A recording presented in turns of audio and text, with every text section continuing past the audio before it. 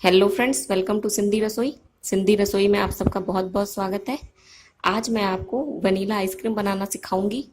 Friends, ये ice cream उतनी ही tasty बनती है जितनी कि आप मार्केट में खाते हो, और ये उतनी ही सॉफ्ट रहती है। इसमें बिल्कुल भी आइस क्रिस्टल्स नहीं होते हैं। और हाँ दोस्तों, एक बात और, कि आप आधे किलो दूध में से 2 लीटर आइसक्रीम आराम से बना सकते हो, जिस प्रोसेस से मैं आपको आइसक्रीम बनाना सिखा रही हूँ। उससे पहले दोस्तों, मैं आपसे एक रिक्वेस्ट करना चाहती हूँ। अगर अभी तक आपने मेरे चैनल को सब्सक्राइब नहीं किया है तो प्लीज़ मेरे चैनल को सब्सक्राइब कर लें। और मैंने सिंधी रसोई का ऐप भी गूगल प्ले स्टोर पर डाल दिया है, जिसकी लिंक आपको डिस्क्रिप्शन बॉक्स में मिल जाएगी। आप ऐप डाउनलोड करके भी मेरी वीडियोस देख सकते हैं। चलिए फ्रेंड्स, अब हम वापस अपनी रेसिपी पे आते हैं। इसके लिए लगने वाली सामग्री आप नोट करें।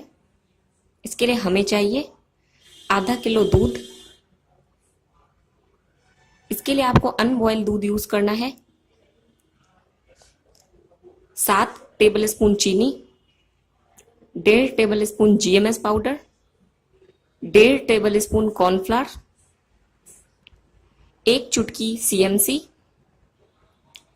3 टेबल स्पून मिल्क पाउडर। आप हमेशा नेस्ले या एवरीडे का ही मिल्क पाउडर यूज करें। 1 कप अमूल फ्रेश क्रीम, जो कि आपको 7 से 8 घंटे रेफ्रिजरेट करके रखनी है आइसक्रीम चर्न करने से पहले। चलिए फ्रेंड्स, अब हम अपनी आइसक्रीम बनाना स्टार्ट करते हैं। फ्रेंड्स, जैसा कि आप इमेज में देख पा रहे हैं, GMS पाउडर इसी फॉर्म में रहता है। इसे यूज करने से पहले आपको इसे मिक्सर ग्राइंडर में चर्न कर लेना है, और चर्न करने के बाद ये आपको सूजी के जैसा दिखेगा। ये बिल्कुल पाउडर नहीं बनता है, ये सूजी के फॉर्म में ही चर्न होता है। सबसे पहले आप एक सॉस पैन में दूध ले लें। इसी दूध में से आप 1 कप दूध अलग निकाल के रख लें। बाकी बचे हुए दूध में आप चीनी डालें और इसे बॉयल आने दें। जब आपकी चीनी अच्छी तरह घुल जाए तब आप फ्लेम ऑफ कर दें। ये 500 ml मिल्क में से हमने 1 कप दूध अलग रखा है। इसमें मैं 3 table spoon milk powder add करूंगी, 1.5 table spoon cornflour, 1.5 table spoon GMS powder,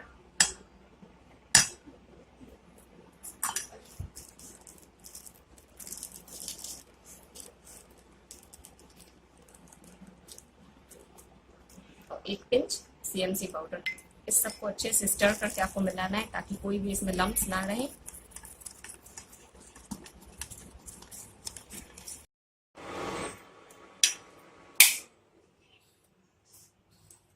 जब हमारा दूध बॉईल हो जाएगा तब हम फ्लेम ऑफ करके उसमें ये जो हमने मिक्सचर बनाया था, ये मिक्सचर स्लोली स्लोली ऐड कर देंगे। और ध्यान रहे फ्रेंड्स, आपको मिक्सचर में बिल्कुल कोई भी लम्प्स ना रहने चाहिए, नहीं तो आपका बेस बिल्कुल भी अच्छा नहीं बनेगा। अब हम फ्लेम ऑन करेंगे और इसे स्लो हीट पे 2 बॉयल आने तक हमें कंटिन्यूअसली स्टर करते हुए पकाना है। देखिए फ्रेंड्स, 2 बॉयल आने के बाद हमारे दूध की कंसिस्टेंसी कुछ ऐसी हो जाएगी। हमें बिल्कुल यही कंसिस्टेंसी रखनी है। इससे गाढ़ा हमें इसे नहीं करना है, क्योंकि जब ये ठंडा होगा तो ये ऑटोमेटिक और गाढ़ा हो जाएगा। अगर हम इसे ज़्यादा पका देंगे तो हमारा बेस रबड़ी हो जाएगा और आपकी आइसक्रीम बिल्कुल भी अच्छी नहीं बनेगी।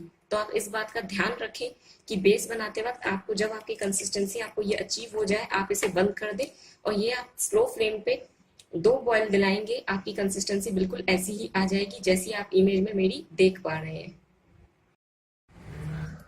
फ्रेंड्स, ठंडे होने के बाद आप देख सकते हैं कि इसकी कंसिस्टेंसी कुछ ऐसी हो गई है। अब मैं इसे एयर टाइट कंटेनर में पोर करूंगी और इसे फ्रीजर में 7 से 8 घंटे के लिए सेट होने रख दूंगी।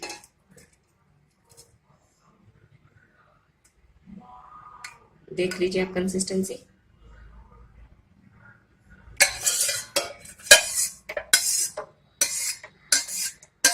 अब मैं इसकी कैप लगा दूंगी और इसे फ्रीजर में 7 से 8 घंटे के लिए सेट होने रख दूंगी। फ्रेंड्स, जैसा कि आप देख पा रहे हैं, अब हमारा बेस पूरी तरह से सेट हो चुका है। अब मैं इसके पीसेस कट करूंगी।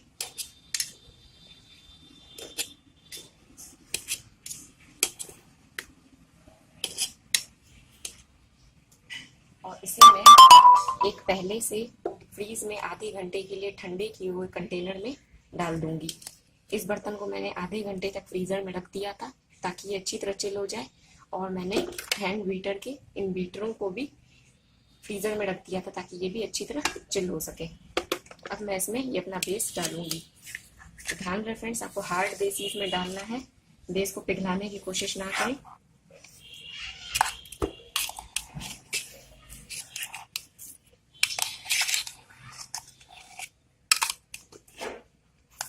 क्योंकि अगर आपका बेस पिघल जाएगा तो हमारी आइसक्रीम फूलेगी नहीं।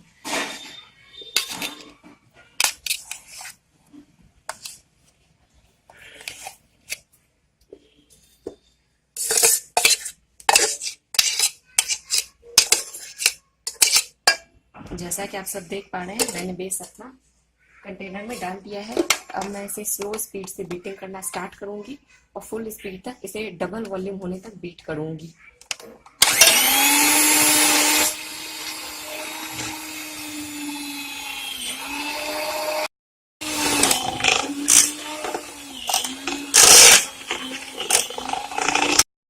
फ्रेंड्स, जैसा कि आप सब देख पा रहे हैं, हमारी आइसक्रीम अब वॉल्यूम में डबल हो चुकी है।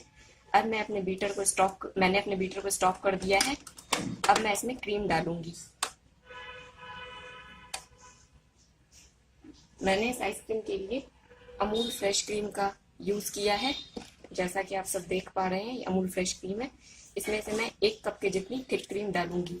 और हाँ फ्रेंड्स, क्रीम को कैसे यूज करना है ये भी मैं आपको बता देती हूँ। आप इसे ओवरनाइट फ्रीजर में स्टोर करके रखें ताकि ये बिल्कुल हार्ड हो जाए, जैसा कि आप मेरी इमेज में देख पा रहे हैं। और फिर मैंने इसे ऊपर से इसके इस रैपर को कट कर दिया है। अब मैं इसमें से 1 कप थिक क्रीम ऐड करूंगी और इसे और वॉल्यूम बढ़ने तक बीट करूंगी अप्रोक्सीमेटली 10 मिनट्स। इसी समय मैं इसमें 1 टीस्पून वनीला एसेंस भी ऐड करूंगी। अब मैंने इसमें क्रीम ऐड कर दी है। अब मैं इसमें 1 टीस्पून के जितना वनीला एसेंस ऐड करूंगी। ये मैंने 1 टीस्पून वनीला एसेंस में ऐड कर दिया। अब मैं इसे इसका वॉल्यूम और रेज होने तक बीट करूंगी।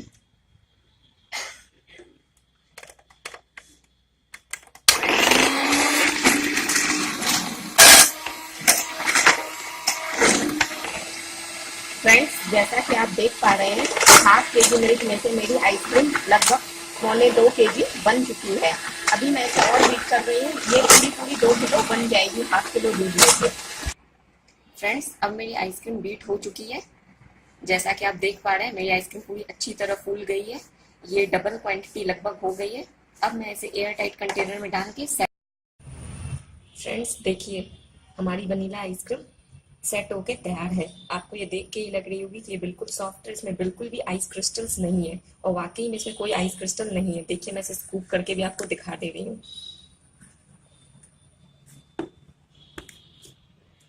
देखिए, ये कितनी बढ़िया तरीके से स्कूप हो गई और इसमें बिल्कुल भी आइस क्रिस्टल्स आपको नहीं लगेंगे।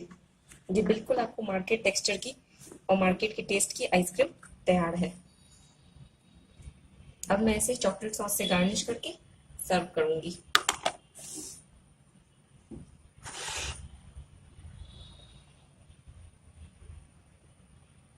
बस अब मैं इसे सर्व करूंगी।